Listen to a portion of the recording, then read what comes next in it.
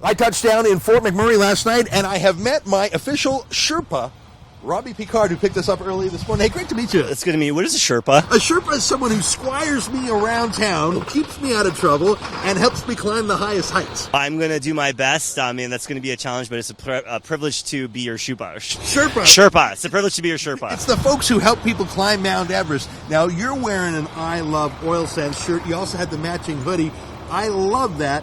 That's the spirit of Fort McMurray, or at least that's your job, is to get Fort McMurrayites to be proud about oil. Yeah, my mission with the I Love Oil Sands campaign with Canada Action is to help change and put the honest and true, the truth of our region out around all of North America. And we have a lot of falsehoods that are following us around.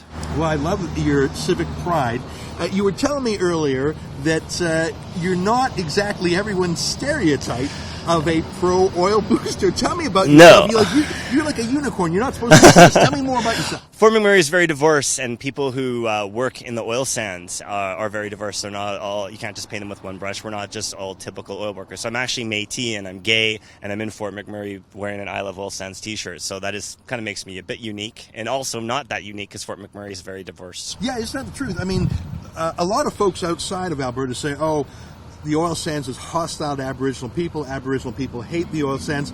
But in fact, it's so integrated. The oil sands are First Nations and vice versa. Yes, the First Nations have very successful multi-million-dollar, billion-dollar businesses. They're very successful in the community. Many people work for First Nations organizations that are directly because of the oil sands. And if it wasn't for the oil sands, it would be a completely different story for a lot of those bands. Just a block away, we drove by an enormous company called owned by Dave Tuckero.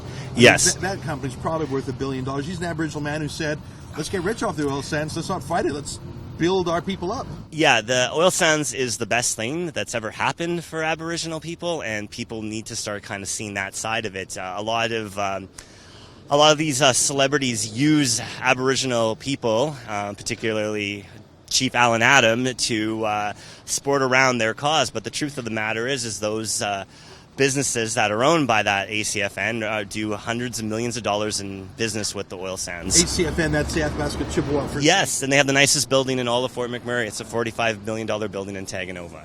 Now, tell me more about the people. You mentioned the phrase diverse. There's a lot of new immigrants to Canada here. I mean, it's Muslim population. I see halal butcher shops. People from all different parts of the world. Are you forging a community? I mean, you're taking people, local people, Aboriginal people, newcomers. Are you building that Fort McMurray identity? Yeah, we are becoming very diverse, but we're also learning how to live together and be supportive of each other. We have the largest mosque being built in all of North America in Abrams Landing. So there's a huge Muslim population. There's a huge Filipino population. We have the most generous donations to the United Way. I think that all the oil workers donated $7 million. At a time when we had economic cutbacks because of the low oil prices, we still had record numbers for charities in the community. Now, a lot of folks here, they just work so hard, either if they're Fort McMurrayites or the folks who commute back and forth like to Atlanta, Canada. They keep their heads down, work hard, building their own prosperity for their families. But because of that, I don't think people here are engaged in politics. It's got some of the lowest voter participation rates because people say, oh, that's not our business, that's shenanigans.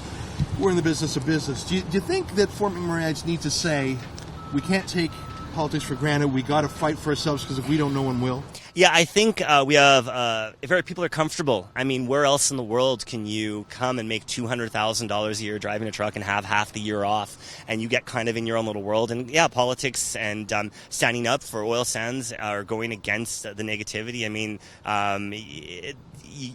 it takes a lot to step outside and stand up for something. So I really would like it if more people kind of stood up and started standing up for their community, standing up for the industry, standing up for oil sands, which would allow them to have such comfortable lives. We're in front of an industrial park. This is propane. I mean, this whole area, it's a heavy industry kind of place. It's amazing. I mean, there are amazing trucks. We're going to meet some people in the support services. We'll meet a big auto parts dealer. We'll meet other folks around town, and you're taking us around. I just want one more question from you, because you're going to be our host for the day. I want to ask you, I think it's the most interesting question. How did you flick on the switch? How did you say, this is going to be what I do. There's a million things I could do, but I'm going to be a booster for this talent. What was the moment? Cody asked me to get Cody Batter. Cody and Kim asked me to throw an event called the Black and White Oil Sands Party at the Wood Buffalo Brew Pub in September. And when I saw how many people wanted to wear our shirts, or how many people thanked me for standing up for the community, I think our community needed it. Our community needed some activism in support of it. We get bashed for wrong reasons, and I'm tired of it. I think the community's tired of it, and I'm sick of hypocrisy. If you make millions and millions of dollars off of oil sands, then don't host celebrities that are bashing the very thing that built that pyramid. You're talking to some of these Indian bands that bring in these celebrities. Yeah, I am. Chippewas.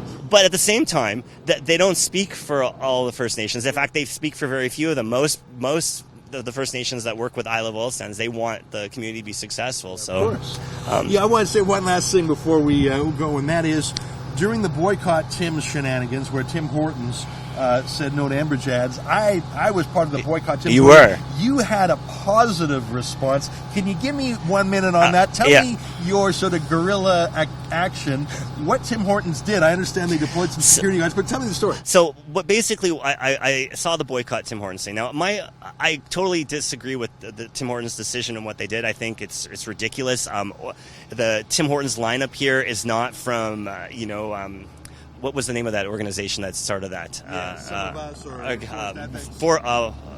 Forest Essex or whatever. They're not the ones paying for the Tim Hortons coffee. It's the oil workers. So at the same time, whoever bought those franchises, they've invested millions of dollars into our community. Real local folks. Yeah, so they're not responsible for the decision that CEO made. So I did my protest slightly different. I said, fine, buy a Tim Hortons coffee, providing if you do me a favor and put an I Love Oil Sands sticker. Nice. So we handed out probably about 2,000 stickers through the course of the day. I couldn't even take pictures of everybody. And then at one time, I had a bigger lineup than Tim Hortons for people getting stickers to go get for their coffees. It was successful. And then some people from Tim Hortons actually came up to me and said that they were on our side. I'm not going to say who they are to put them in position, because I don't want them to be in trouble with their franchise. But they ended up not being. It wasn't so bad. Yeah. Well, and that's the thing. That was a decision made by some social media intern in Toronto that I think shocked the country, and it would have shocked Tim Hortons franchisees probably more than anyone. It's a disrespect, though, for us, and not. I think it's a discrimination against Enbridge. It's not right. They paid for the ads. The ads were fine. I wouldn't complain if Greenpeace had an ad on Enbridge. On the Tim Hortons thing. I wouldn't complain. But that being said, I was disgusted that they would do that. It's not right, in my opinion. Robbie, you're a great booster of this city. They're lucky to have your passion, and you're such a friend to all. I mean, you have friends in different political parties. Political stripes. Anyone who loves the oil sands is a friend by you. Yes, that's a good way to be. You're a lucky man. Thank you. Well, I thank you in advance for showing us around Fort McMurray. It's a privilege to be driving you around. We're also going to check out a Jamaican restaurant, so that'll be interesting too. Right on. Well, let's enjoy the day. We will. Thanks, Robbie. Thank you.